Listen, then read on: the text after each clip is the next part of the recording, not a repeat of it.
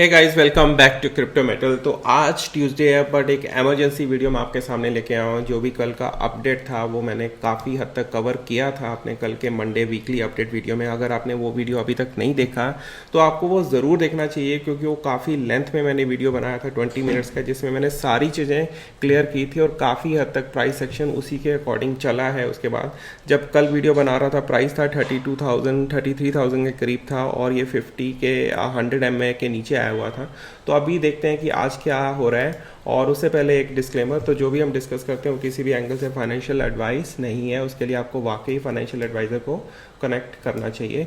तो आज का अभी जो चल रहा है, पहले सीपीआर से देख लेते हैं। तो सीपीआर क्या कह रहे हैं हमें। सीपीआर में जो फर्स्ट मंथली सपोर्ट था वो हमारा था 34,344, जो आपको नज़र आ रहा है स्क्रीन पर, तो वो निकल गया था लास्ट वीक में। उसके बाद सेकेंड सपोर्ट जो मैंने बोला था 31,040, तो जैसे ही वो प्राइस उसका भी नीचे गया तो उसके बाद काफ़ी एक मार्केट में स्केयर आ गया कि काफ़ी लोग डर, तो जैसे ही प्राइस इसके नीचे गया तो काफ़ी लोग मार्केट में एक फेयर क्रिएट हो गया कि अब क्या होने वाला है। और दूसरी साइड पे आपने अगर देखा होगा कि लूना का भी एक्शन चल रहा था कि यूएसटी के अगेंस्ट भी एक तरह से पूरा सिस्टमेटिक वे में अटैक चलाया हुआ था, तो उसके कारण भी एक अच्छा खासा फर्ट क्रिएट हो चुका हुआ था। तो अभी क्या हो रहा है कि प्राइस ने यहाँ से जंप लिया है, ये प्रीवियस मंथ और लास्ट टू लास्ट मंथ का आप देख सकते हो कि यहाँ से उसने एक जंप मिल गया है, पर अभी भी बीटीसी खतरे से बाहर नहीं आया। उसका कारण है कि बीटीसी अभी भी क्रिप्टो मार्केट सपोर्ट बैंड के नीचे है। और अगर परसेंटेज वाइज देखा जाए तो जो ऑरेंज लाइन यहाँ पे आपको नज़र आ रही है वो आपको मैं बार बार बताता हूँ, वो है 21 वीक ईएमए, और जो वाइट लाइन है वो 20 वीक एसएमए है। तो अभी प्राइस उस लेवल से कितना नीचे है, जो डेंजर जोन है, जो सेफ जोन है, उससे कितना नीचे है, 22%, अप्रॉक्सीमेट 23% नीचे है। तो यहाँ तो बीटीसी को रातों रात यहाँ कभी भी इसको इतना जंप मिल जाए तो बीटीसी एक सेफ जोन में आ सकता है। बट जैसे कह सकते हैं ना कि हम एनिमी की टेरिटरी में हैं और ये हमारा सेफ बॉर्डर है कि अगर हमें वापस अपने कंट्री में जाना है तो हमें ये डिस्टेंस बीटीसी को कवर करना पड़ेगा एक सेफ जोन में जाने के लिए। और जब तक ये सेफ जोन में नहीं आता तब तक आपको कोई भी लो कैप्स जो अल्ट्स हैं, स्पेशली लो कैप्स, उसका अगर कोई आपको कह भी रहा है ना तो उसको लिटरली ब्लॉक कर दो। चाहे अगर मैं भी कह रहा हूँ तो मेरे को भी ब्लॉक कर दो। बहुत ही एक जेन्युइन रीज़न होना चाहिए। कोई लॉन्च पैड में है या कुछ लॉन्चिंग स्टेज में है, वो एफर्ट कर रहा है, पूरा अच्छा खासा देखने के बाद ही आप उसको करो। बट ओवरनाइट जो स्कीम्स वगैरह होती है ना उसमें आप ना लगाओ, है ना। उसमें अल्ट कॉइन जो लो कैप्स है ना वो ज़्यादा रिस्की हो सकते हैं, क्योंकि 95% चांस होगा कि वो वापस अपना ऑल टाइम हाई क्रिएट ही ना कर सके, है ना, फॉर्म ही ना कर सके। तो थोड़ा सा आगे बढ़ते हैं, ईएमएस का देखते हैं। तो यहाँ पे अभी जो आपके सामने नज़र आ रहा है ये मैंने कल वाले वीडियो में भी डिस्कस किया था, मैं थोड़ा सा वापस ब्रीफ करने की कोशिश करता हूँ। ये है 50 और ये है 100, ये है 200 एंड ये है 300। तो अभी बात हो रही है 150 वाला तो हमारा निकल चुका हुआ है। अब यहाँ पे जब प्राइस नीचे आया था ये देखो 50 ने काफ़ी अच्छा खासा सपोर्ट किया था और प्राइस इसको ब्रेक नहीं कर पाया, विक्स लगी थी। अब अगर यहाँ से नीचे जाके किसी ने अगर एसएल हिट करवा लिया तो वो बड़ा नुकसान हो गया, क्योंकि ये एक ही वीक में, ये वीकली कैंडल्स हैं, ये डेली कैंडल्स नहीं है, तो इसमें टाइम लगता है 6-7 दिन का, है ना। तो पूरे 7 डेज का लगता है टाइम। तो यहाँ से उसको सपोर्ट बना और वापस ऊपर चले गया। पर जैसे ये 50 वीक के देखो यहाँ से नीचे आया तो फिर उसको सपोर्ट कहाँ पे बनाना था, अपना 100 वीक के। तो 100 पे इसने सपोर्ट काफ़ी देर तक बनाया, पर उसके बाद क्या हुआ, जब वापस ऊपर गया ना तो उसको दो जगह से रिजेक्शन मिला। एक तो रिजेक्शन मिला ये क्रिप्टो मार्केट सपोर्ट बैंड की तरफ से, और दूसरा उसको रिजेक्शन फेस करना पड़ गया 50 वीक का। तो एक तरह का डबल रिजेक्शन बना। यहाँ पे लग रहा था कि प्राइस कैसे रिएक्ट करेगा, हमें लग रहा था कि प्राइस इस तरफ से जाएगा, जैसे ही ऊपर गया था ना इस तरफ से कुछ वीक्स लगा के। अब जैसे ये गया था 9 अगस्त और उसको सपोर्ट रीटेस्ट हुआ था 20 सितंबर, तकरीबन 1 महीना पूरा लग गया, 1 महीने से ऊपर। और उसके बाद आगे जाके उसने अपना एक ऑल टाइम हाई क्रिएट किया, पर उसके बाद वो ज़्यादा देर तक सस्टेन नहीं कर पाया। जैसे इस तरह का रैली वो हमें देखने को नहीं मिला अगर इस तरह का रीटेस्ट की बात की जाए। तो इसका मतलब क्या हुआ कि ये भी एक तरह का रेंज बाउंड ही चल रहा था। कहने को तो उसने ऑल टाइम हमें दे दिया, बट इतना ज़्यादा नहीं मिला जितना बीटीसी के बारे में माना जाता है कि अगर वो ऑल टाइम इस तरह का रैली लेता है। तो ये देखो कितने वीक्स का मिला। यहाँ पे जो था वो बड़ा ही शॉर्ट इंटरवल का उसने एक रैली दिया, जिसमें लोग ट्रैप हो गए, इंक्लूडिंग माई सेल्फ। मैं भी यहाँ पे ट्रैप हुआ, मेरे को भी लगा था कि बीटीसी ऊपर जाएगा। पर अभी जो करंट का जो सिनारियो जो मैंने कल की वीडियो में डिटेल में डिस्कस किया होगा कि अभी क्या हो सकता है, अभी होने को क्या हो सकता है, प्राइस अगर ये मैं अपनी एक सेकंड में ड्राइंग्स भी ओपन कर देता हूँ, तो ये मैंने कल वाले वीडियो में भी डिस्कस किए थे, तो अभी आपके सामने दोबारा डिस्कस कर रहा हूँ। ये लेवल क्रिटिकल था, कल वाले वीडियो में इसके ऊपर था प्राइस, बट अभी क्या हुआ, प्राइस उसके नीचे आया और यहाँ पे उसने फिर क्या किया, ये वाला जो लेवल है 17 मई 21 को यहाँ पे विक लगा था, उसने बिल्कुल उसी को टच करके वापस ऊपर चले गए। तो अभी जो प्राइस है वो अभी भी इन लाइन के नीचे चल रहा है, जो मैंने बनाया हुआ था एक पैटर्न। तो होने को क्या हो सकता है, या तो अगर ऊपर जाने की कोशिश करेगा तो उसको एक रेजिस्टेंस मिल सकता है, ये वाले लेवल पे 33,000 पे भी मिल सकता है, और ये उसको मिलेगा 100 पे भी रेजिस्टेंस मिलेगा, अराउंड 36,381। अब ये लेवल हम क्यों डिस्कस कर रहे हैं, अगर नीचे आता है तो इस लेवल पे आएगा, यहाँ पे सपोर्ट बन सकता है, अगर ऊपर जाता है तो उसको वहाँ पे एक रेजिस्टेंस बनेगा। तो कर क्या सकते हो, कैसे आप ट्रेड को प्ले कर सकते हो एक अच्छे वे में। अगर आपके पास अभी कुछ भी कैपिटल नहीं बचा तो ध्यान से सुनो, अगर आपके पास कुछ भी कैपिटल नहीं बचा तो आप क्या कर सकते हो, प्राइस यहाँ से सेल आउट करने का कोई लॉजिक बनता नहीं है, क्योंकि यहाँ से और यहाँ पे डिस्टेंस बड़ा कम है।